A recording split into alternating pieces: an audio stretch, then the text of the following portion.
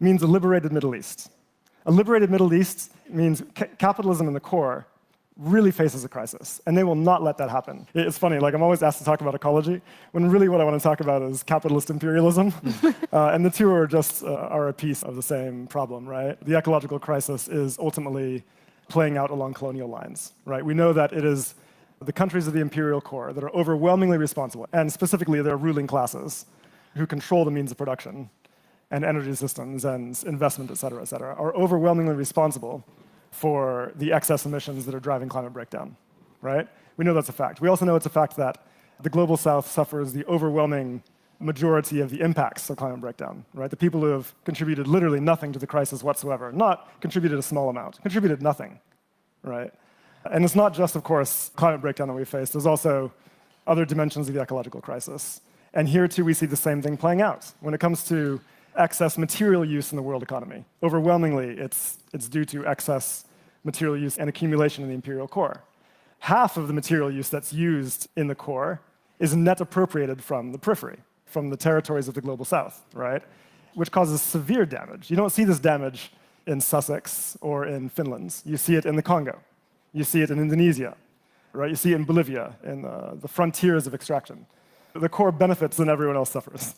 The ecological crisis represents processes of colonization and appropriation, and also is a disaster that's playing out along colonial lines. I think that's really important to spell out. And if we're not attentive to those colonial dimensions, I really think we're fundamentally missing the point. We're fundamentally missing the point. The other thing I want to point out here is that we're in this incredible paradox, right, where the world economy, we know, is just massively productive. Like, our productive capacities are incredible. Think of the scale of the labor that humanity has at its disposal, the resources, the technology, the factories, the energy, the materials. Incredible amounts of production to the point of breaking past ecological limits. And yet, the vast majority of the human population lives in conditions of massive deprivation. 80% of the population can't meet basic needs. So what explains this incredible paradox? It's ultimately our system of production. The social and ecological crisis that we face, which appears unresolvable, is ultimately a symptom of our system of production, capitalism, where our productive capacities, our incredible productive capacities, are organized overwhelmingly around what is most profitable to capital and what can most facilitate accumulation in the core, rather than what is obviously necessary to meet human needs and achieve our ecological objectives. And so we're in this wild place where it's like, oh, solving poverty is just going to take generations. Right? If we're lucky, we'll get people above $1.90 a day by the end of the century, right? The climate crisis, who can figure out how to solve this? It seems intractable. None of this is true. It's lies. These are problems that can be very easily solved and very quickly. The problem is that we don't have control over our own productive capacities because we don't have an economic democracy, right? Some of us live in political democracies where from time to time we get to elect government officials.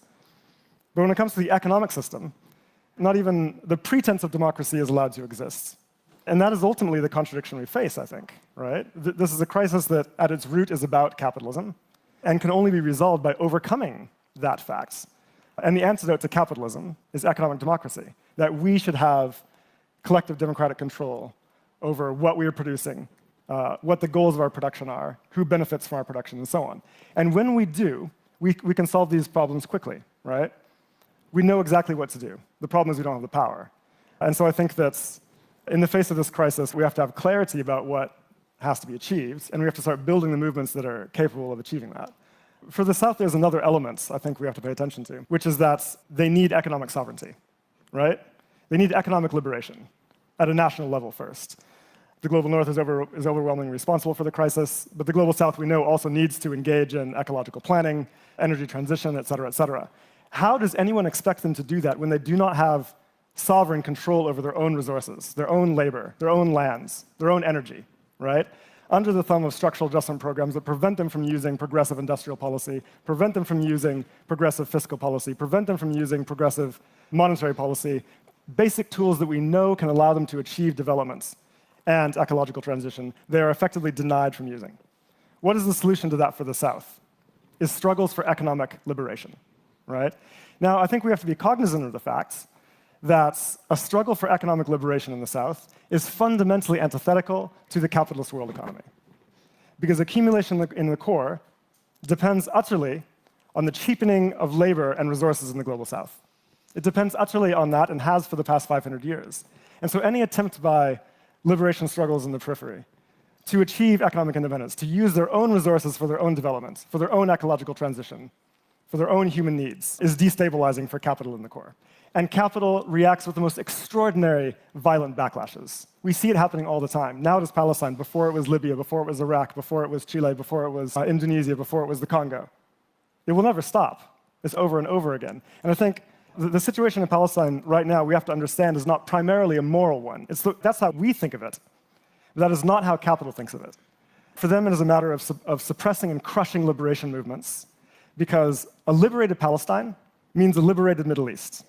A liberated Middle East means capitalism in the core really faces a crisis, and they will not let that happen. And they're unleashing the full violence of their extraordinary power to ensure it doesn't.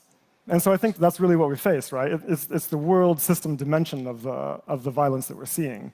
And we have to be cognizant of that, and our struggles and our resistance have to be in proportion. بقي البلد وانحرق